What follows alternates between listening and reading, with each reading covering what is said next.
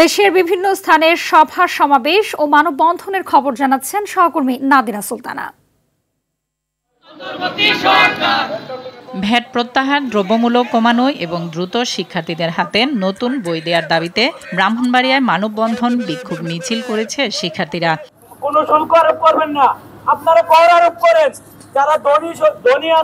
সিরাজগঞ্জে শিশু নির্যাতন প্রতিরোধ ও জীবন রক্ষাকারী আচরণ বিষয়ক কর্মশালা অনুষ্ঠিত হয়েছে। ভারত দেশদ্রোহীদের আশ্রয় দিয়েছে বলে মন্তব্য করেছেন জামাতে ইসলামীর কেন্দ্রীয় নায়েবে আমির ডাক্তার সৈয়দ আব্দুল্লাহ মোহাম্মদ তাহের। কুমিল্লার 14 গ্রামে তাফসিরুল কোরআন মাহফিলে তিনি এসব কথা বলেন। মেহেরপুর জেলা বিএনপির আহ্বায়ক কমিটি পুনর্বিবেচনার দাবিতে বিক্ষোভ মিছিল সমাবেশ করেছে দলের একাংশ।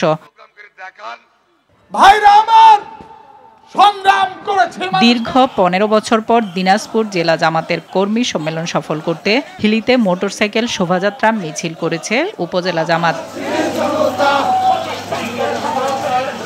নোয়াখালীর হাতিয়ায় তারুণ্যের উৎসব উপলক্ষে ম্যারাথন দৌড় প্রতিযোগিতার আয়োজন করা হয়েছে।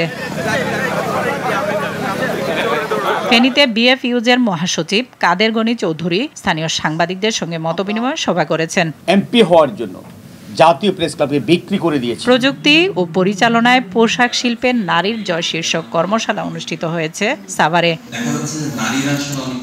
মাইকেল মধুসূদন দত্তের জন্মবার্ষিকী উপলক্ষে যশোরের কেশবপুরের সাগরদাড়িতে শুরু হয়েছে মধুমেলা। শুক্রবার সন্ধ্যায় মেলার উদ্বোধন করবেন সংস্কৃতি বিষয়ক মন্ত্রণালয়ের উপদেষ্টা মুস্তফা সারোয়ার ফারুকী। নরসিংদীতে মাসব্যাপী শিল্প বাণিজ্য মেলার উদ্বোধন করেন জেলা প্রশাসক মোহাম্মদ রাশেদ হোসেন চৌধুরী। গাজীপুরের কালিয়াকৈরে মাসব্যাপী মাদক বিরোধী টি-20 ক্রিকেট টুর্নামেন্টের উদ্বোধন করেন পৌর বিএনপির যুগ্ম সাধারণ সম্পাদক সারোয়ার হোসেন আকুল।